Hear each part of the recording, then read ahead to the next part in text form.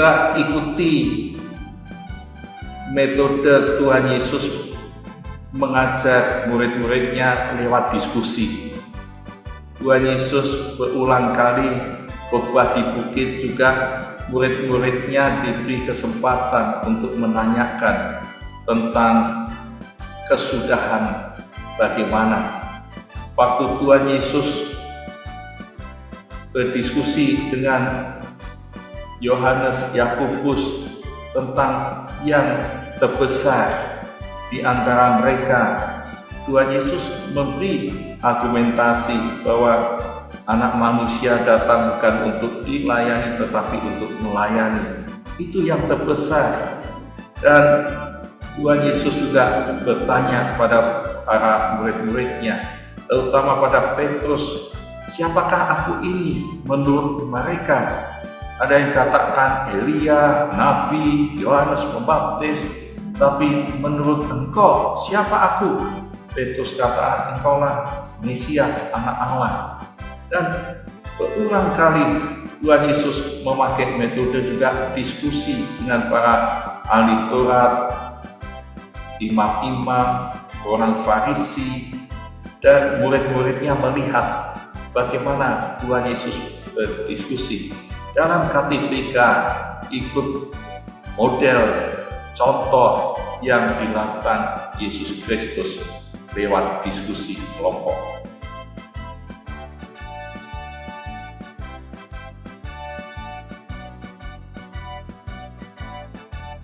Melalui diskusi KTPK untuk mendalami kebenaran firman Tuhan, teks yang didalami melengkapi yang ada di gereja Tuhan. Karena di dalam KTPK tidak teacher oriented tapi student oriented, yang mana kelompok itu bertumbuh bersama-sama, saling mendalami firman Tuhan bersama-sama untuk menemukan kebenaran firman Tuhan yang fokus pada Alkitab, bukan dari doktrin yang diajarkan, tapi mengeksekusi apa yang ada di dalam Alkitab, bersama-sama mendiskusikan sehingga akan menemukan kebenaran secara objektif, tepat, dan tidak meleset tafsirannya, dan membuat anggota pemuridan kontekstual kreatif dan inovatif dan semakin semangat untuk mendalami firman Tuhan dengan benar dan tepat.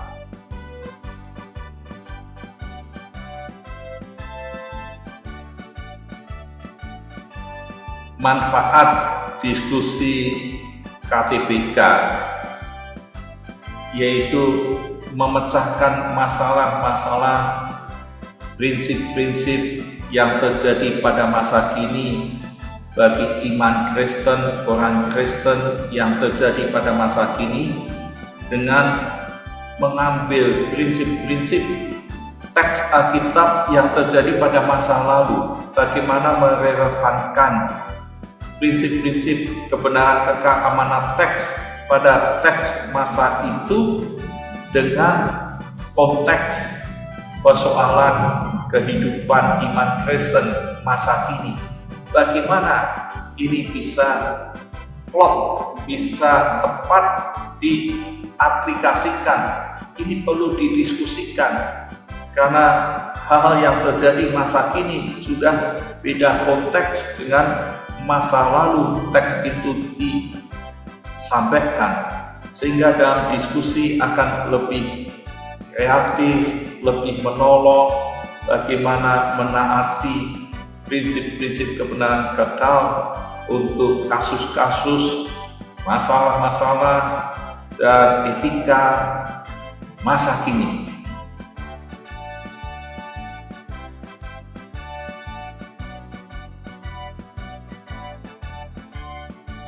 Mengapa KTPK menggunakan metode diskusi kelompok?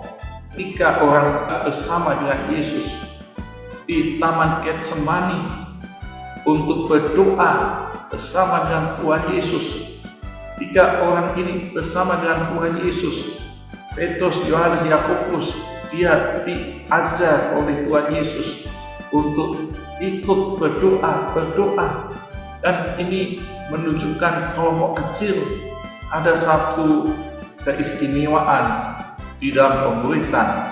Maka KTBK CBC menggunakan kelompok diskusi untuk mendalami teks firman Tuhan.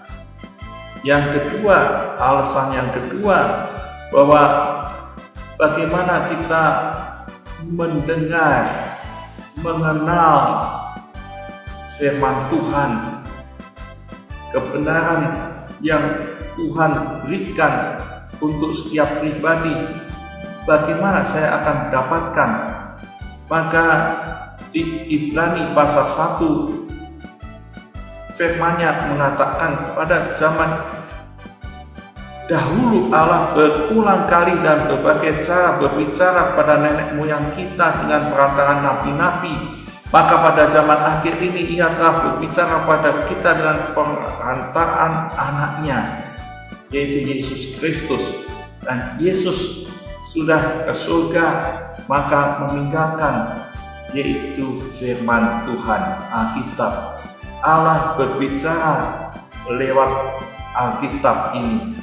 Dan kalau Alkitab didalami, kita mengenal kebenaran-kebenaran kekal, amanat teks firman Tuhan, maka kita bisa mengenal apa yang dikehendaki Tuhan, firman-Nya secara pribadi.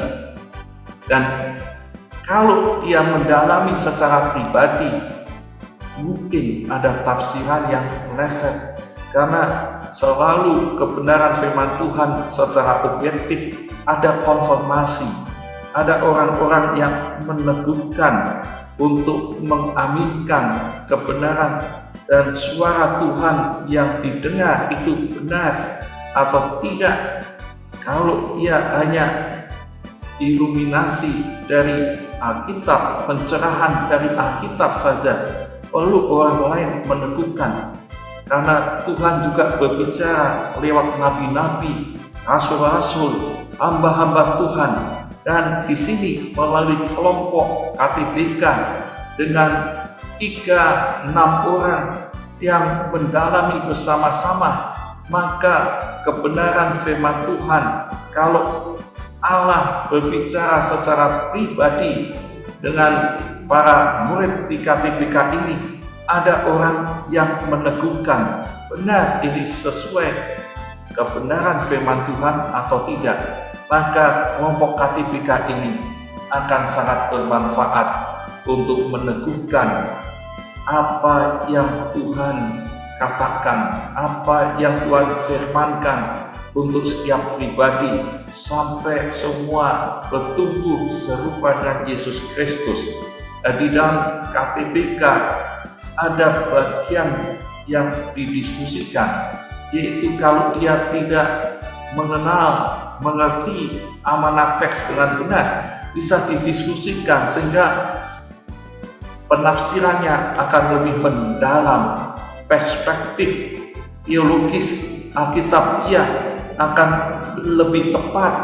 Dan kalau diskusi, dia bisa saling tanya jawab, bisa semakin jelas.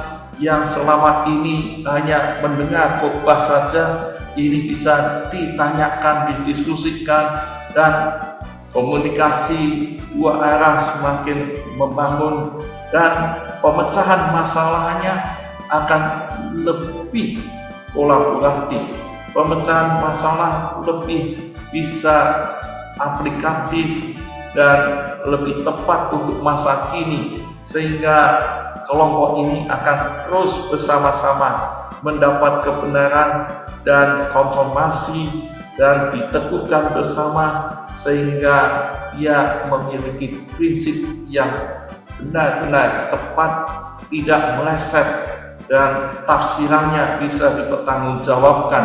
Dan ini akan membuat anggota ini semakin kreatif, inovatif, dan semangat, ya, tidak indoktrinasi tapi inquiry, ya, saling mendalami. Dan ini yang selalu didengung-dengungkan dalam kurikulum masa kini, yaitu team based project yang selalu melalui kelompok-kelompok kolaboratif akan terus membangun iman Kristen dan mendengar kebenaran firman Tuhan dengan benar dan tepat. Tuhan Yesus memberkati.